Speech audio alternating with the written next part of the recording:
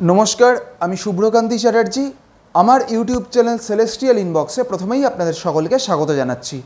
बर्तमान ग्रहगत अवस्थानेर भित्तिते आमादेर राशिचक्रेर नवम राशि अर्थात धनु राशिर जातक जातिकादेर এই অক্টোবর মাস কেমন যেতে পারে আজকে আমি সেই বিষয়ে কিছু কথা বলবো। প্রথমেই যেটা বলবো যে এই অক্টোবর মাসে আমাদের রাশিচক্রে ধনু রাশির সাপেক্ষে কোন কোন গ্রহ কোথায় কোথায় অবস্থান করবে। প্রথমেই বলি যে এই মুহূর্তে ধনু রাশির তৃতীয় অর্থাৎ কুম্ভ রাশিতে রাহু অবস্থান করছে, ধনু রাশির চতুর্থে অর্থাৎ মীন রাশিতে থাকছে শনি, ধনু রাশির সপ্তমে অর্থাৎ মিথুন রাশিতে এই মুহূর্তে বৃহস্পতি অবস্থান করছে এবং আগামী 18ই অক্টোবর বৃহস্পতি চলে আসবে মিথুন থেকে কর্কট রাশির ঘরে, অর্থাৎ ধনু রাশির সাপেক্ষে বৃহস্পতি চলে আসবে সপ্তম থেকে অষ্টমে।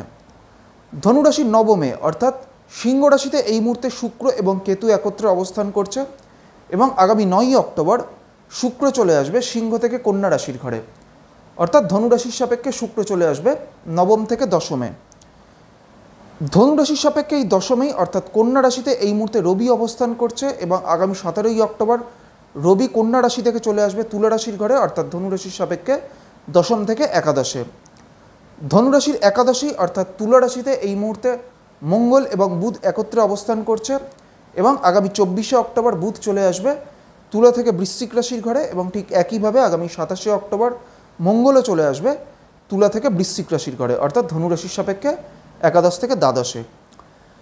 প্রথমেই বলি যে এই অক্টোবর মাসে ধনু রাশির জাতক জাতিকাদের স্বাস্থ্যগত দিক থেকে বড় কোনো ধরনের সমস্যার সম্ভাবনা কিন্তু সেই অর্থে থাকবে না, তবে বেশ কিছু ক্ষেত্রে ধনু রাশির জাতক জাতিকাদের ছোটোখাটো কোনো ধরনের ইনফেকশন বা গলায় কোনো ধরনের ছোটোখাটো ইনফেকশন বা ঠান্ডা লাগার একটা কিন্তু ভোগার একটা প্রবণতা এই সময় দেখা যাবে।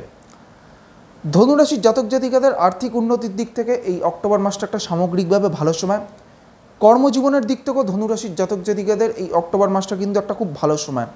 কর্মজীবনের উন্নতির কিন্তু খুব ভালো সম্ভাবনা এই অক্টোবর মাসে দেখা যাবে। বিশেষ করে এই অক্টোবর মাসের প্রথমার্ধের সময়টা ধনু রাশির জাতক জাতিকাদের কেরিয়ারের দিক থেকে কিন্তু একটা খুব ভালো সময়। ধনু রাশির জাতক জাতিকাদের পারিবারিক দিক থেকে বা গৃহের ক্ষেত্রে মিশ্র ফল লাভ হবে, অর্থাৎ পারিবারিক দিক থেকে ভালো এবং খারাপ দু ধরনেরই ফল কিন্তু তারা পাবেন। বেশ কিছু ক্ষেত্রে ধনু রাশির জাতক জাতিকাদের পারিবারিক বা গৃহের কোনো কাজের ক্ষেত্রে অযথা ডিলে হওয়ার কিন্তু একটা প্রবণতা এই সময় দেখা যাবে। কোনো কাজের ক্ষেত্রে হঠাৎ করে কোনো ধরনের বাধা বিপত্তি চলে আসারও কিন্তু একটা সম্ভাবনা এই সময় দেখা যাবে। ধনুরাশির যারা শিক্ষার্থীরা রয়েছেন তাদের সেই শিক্ষার্থীদের শিক্ষা জীবনের দিক থেকে কিন্তু এই অক্টোবর মাস খুব একটা অনুকূল সময় নয়। শিক্ষার্থীদের ক্ষেত্রে কিন্তু এই সময় খুব একটা আশানুরূপ ফল তারা কিন্তু পাবেন না। এইবার আমি আসছি ধনুরাশির যে নক্ষত্রগুলি রয়েছে অর্থাৎ মূলা, পূর্বষাঢ়া এবং উত্তরাষাঢ়া, এই তিনটি নক্ষত্রের জাতক জাতিকাদের এই অক্টোবর মাস কেমন যেতে পারে। প্রথমেই আমি আসছি মূলা নক্ষত্রের ক্ষেত্রে। মূলা হচ্ছে কেতুর নক্ষত্র এবং মূলা আমাদের রাশিচক্রের 19 নম্বর নক্ষত্র।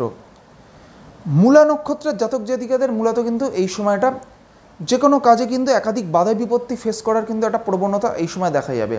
কোনো কাজ কিন্তু একবারে হতে চাইবে না বা কোনো কাজ একদম শেষ মুহূর্তে গিয়ে কিন্তু আটকে যাওয়ার একটা প্রবণতা এই সময় মূলা নক্ষত্রের জাতক জাতিকাদের ক্ষেত্রে থাকবে। তবে মূলা নক্ষত্রের জাতক জাতিকাদের ক্ষেত্রে পজিটিভ দিক এটাই হচ্ছে যে কর্মজীবনের দিক থেকে কিন্তু মূলা নক্ষত্রের জাতক জাতিকাদের একটা স্টেবিলিটি থাকবে। যারা ব্যবসা করছেন মূলা নক্ষত্রের জাতক জাতিকারা তাদের ব্যবসায়িক দিক থেকেও এই অক্টোবর মাসটা কিন্তু একটা ভালো সময়। মূলার পর হচ্ছে পূর্বষাঢ়া নক্ষত্র। পূর্বষাঢ়া শুক্রের নক্ষত্র এবং পূর্বষাঢ়া আমাদের রাশিচক্রের 20 নম্বর নক্ষত্র।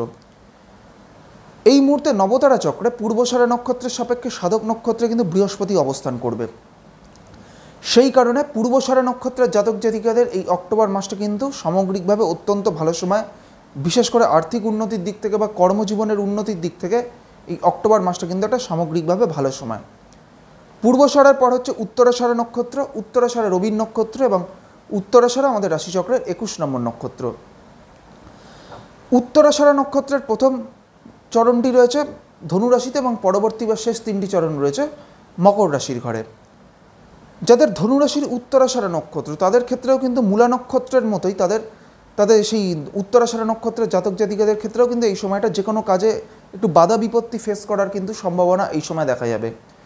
যে কোনো কাজে অযথা ডিলে হওয়ারও কিন্তু একটা প্রবণতা এই সময় দেখা যাবে। তাই উত্তরাষাঢ়া নক্ষত্রের জাতক জাতিকাদের এই অক্টোবর মাসটা কিন্তু যাদের ধনুরাশির উত্তরাষাঢ়া নক্ষত্র তাদের ক্ষেত্রে কিন্তু এই অক্টোবর মাসটা সামগ্রিকভাবে খুব একটা অনুকূল যাবে না।